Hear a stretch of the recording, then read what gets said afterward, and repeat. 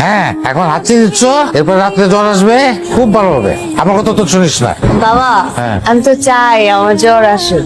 কি বলিস তুই? কেন? তাহলে তুমি আমাকে আরো বেশি বেশি আদর করবা। এই গাড়ি বন্ধ। ভাই এত ভিজে গেছো। রাব্বা টাকা লাগবে আমার কয়েক লাখ টাকার ব্যবস্থা করেন। 1 লাখ টাকা মানে? তুই তো একটা আধুনির যোগ্য না, একটা টাকাও পাবি না তুই আমার কাছ থেকে। টাকা লাগবো মানে টাকা লাগবো, টাকার ব্যবস্থা যদি না করে দেন তাহলে কেমনে টাকার ব্যবস্থা করতে হয় ওটা আমি খুব ভালো করে জানি।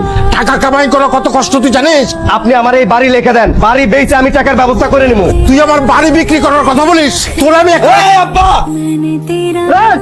জনর নেশাখোর গামছুটি আব্বারে হাত তুলিস। তুই কি করলি? এটা তুই আমার গায়ে হাত তুললি। তোরে তো আমি বাঁচাই রাখুম না, তোরে খুন করে ফেলাম আজকাল। তোরে বাঁচাই রাখুম না আমি। হ্যাঁ, হে বাবা, হে বাবা, হে বাবা, স্যার তুই যা চাস আমি তাই দেবো, তুই যা চাস আমি তাই দেবো। স্যার তুই যা চাস, আমার মেয়েটারে মেরে ফেলেছে, আমার মেয়েটারে মেরে ফেলেছে। আব্বা, আব্বা চলে আসছে। আব্বা, আমি চলে আসছি। আব্বা, আব্বা, আব্বা, কি আছে? আমার আব্বা, আমি ভাই তো আমার আব্বা। ভাই ভাই ভাই ভাই, চিন্তা করবেন না, আপনার বাবার শরীরটা অনেক দুর্বল আর উনি মানসিকভাবেও শক্ট হয়েছেন। জি স্যার, আমি আছেন। আমি কোথায়? এটা কার বাড়ি? স্যার এটা আমার বাসা স্যার, আর আপাতত আপনাদেরও বাসা। সেনা নাই, জানা নাই, নাম ধাম কিছুই নেই। আমার মনে হয় কি বুঝছো, ছেলেটা এতিম, কেউ নাই, দেখছো কি মায়া ভরা চেহারা। কি বলে যে আপনাকে ধন্যবাদ দিব? আমি চিরকৃতজ্ঞ থাকবো। বাবা যত দ্রুত সুস্থ হয়ে যাবে আমরা এখান থেকে চলে যাব। দূরে গেলে কি আপনি করে বলতে হয়েছেন? আচ্ছা, তোমার নাম নাকি হাতান? আমার নাম হাতান না, আমার নাম হাসান। এই তুমি এত চিনি খাও কেন? চিনি অনেক মজা, খাবে তুমি? মজা না? মিষ্টি। আজকে থেকে তোমার নাম চিনি। যেরকম চিনি খেতে অনেক মিষ্টি, তুমিও মিষ্টি। মা মারা যাবার পর ভাইয়া জুয়াতে চড়াইছে। এলাকার চেয়ারম্যানের পোলার সাথে নিশ্চয়তা আরো ভালোভাবে চড়ে, কিন্তু এবার ভাইয়া যেটা করলো আমাদের সাথে সেটা। চিনি তুমি একদম আপসেট হও না। স্যারের এত কষ্ট করে তিন করে বানানো বাড়িটা থেকে স্যারকেই বের করে দিয়েছে কাজটা কমপ্লিট করে। আর আমি পরিবার বলতে কিন্তু এখনো তোমাদেরকেই বুঝি। আর এত ভেবো না, সব ঠিক হয়ে যাবে। শোনো, রেডি হয়ে নাও, আমরা একটু বেরোবো। কেন? তুমি ভুলে গেলেও আমি ভুলিনি যে তোমরা এক কাপড়ে ঢাকা এসছো। রেডি হয়ে নাও, বেরোচ্ছি। কেমন লাগছে আমাকে? মায়াবী। মায়াবী? এটা আবার কে? তোমার ফ্রেন্ড?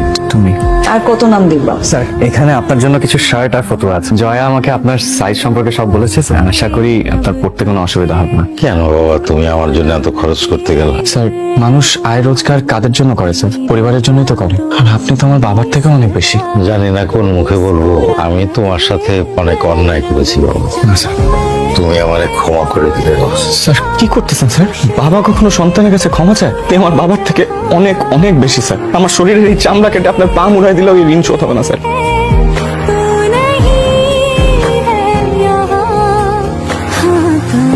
চা খাবো? কেউ বানিয়ে দিলে তো অবশ্যই খাবো, সাথে চিনি খাবো। চাতে চিনি বেশি খাওয়ার অভ্যাস তোমার এখনো যায়নি। হাতের কাটা টাকটা এখনো যায়নি। কিছু অনুভূতি, কিছু স্মৃতি, কিছু অভ্যাস আমার এই কাটা দাগের মতো কখনো জীবন থেকে যায়। তুমি সারাক্ষণ এবার পড়ো কেন? পড়াশোনা করে কি হবে? তুমি কি দ্বিতীয় আনিস্টার মতো চাও? দেখো, তুমি আমাকে জ্বালায় না তো, অঙ্ক সলভ করতেছি। তারপরে তুমি আসবা না? না। তাহলে এবার আমি আসছি। তোর হাত কাটলো কেমনে? আর যেন ভবিষ্যতে না শুনে আমি। আজিল কোথাকার। কি রে হাসান, ব্যথা ব্যথা বেশি? কি পড়াশোনা করছো? ভালো ভালো, যত বেশি পড়াশোনা করবা তত উন্নতি করবা। সতীরা কি বলছে? লেখাপড়া করে যে অনাহারে মরে সে। তাহলে তুমি সবার আগে মরবা। বাহ, তোমার মাথায় তো অনেক বুদ্ধি। তো এরকম হাবলার মতো তাকায় আছো কেন?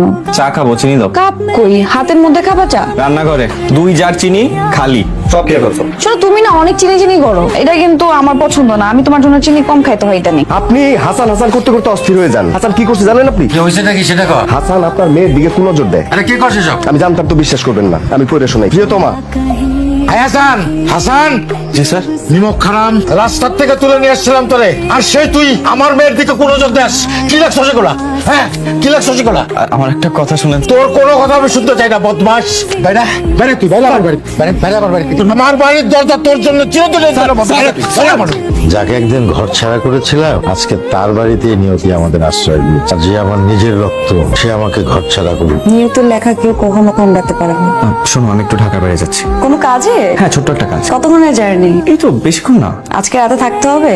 না, যত জলদি শেষ করবো তত জলদি চলে আসবো। আমি ভাবছিলাম যে একটা চাকরি নিব, তারপর বাবাকে নিয়ে একটা ছোট বাসা থেকে উঠে যাব। আচ্ছা, সেটা পরে দেখা যাবে।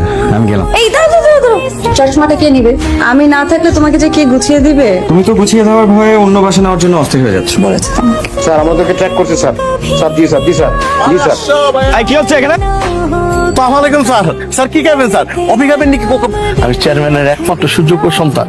আপনি কি কি করেন আমাদের সব জানা আছে। স্যার স্যার আমি আবার একটা ফোন দিই স্যার, একটু কথাটা শোনেন স্যার। হ্যাঁ, আপনি ওঠেন।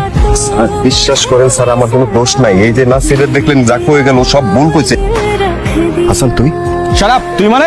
Sorry sir. স্যার আমার কোনো দোষ নাই স্যার। স্যার যত দোষ এই নাসির করে, এই এলাকার মধ্যে যত অপকর্ম আছে ওই করে। স্যার আমি এরকম ছিলাম না স্যার, আমি সঙ্গ দোষে এরকম হয়েছি। সঙ্গদোষে আপনি আপনার বাবার গায়ে হাত তুলছেন, তাই না? নাসির বলছিল আপনাকে। আর ওরা খুব ডেঞ্জারাস স্যার, আমি ভয়ে এটা করছি। এ কত ডেঞ্জারাস থানায় গেলে বোঝা যাবে। রাকিব সাহেব, নিয়ে চলেন আমাকে। এটাই তোমার বাড়ি? এইখানে দাঁড়া তোর মা আমার স্কুলে যাওয়ার সময় বিদায় জানাইতো। তোরা ছোট ছোট ছিলি, মনে করছিলাম যে এই বাড়িতে আমি আমার শেষ নিঃশ্বাস থাকবো, কিন্তু এই বাড়িতে, এই অন্য বাড়িতে আমার কেন নিয়ে আসলা? স্যার, আপনি আমার রাস্তা থেকে নিয়ে আসছেন স্যার। আপনার ঘরে জায়গা দিচ্ছেন, পড়াশোনা করাইছেন, খাওয়াইছেন, মানুষ করছেন। আজকে আমি যা স্যার পুরোটাই আপনার জন্য। তাহলে কোন দিন কোথায় ভাইসা যেতাম স্যার, এই ঋণ আমি কোনোদিন শোধ করতে পারবো না।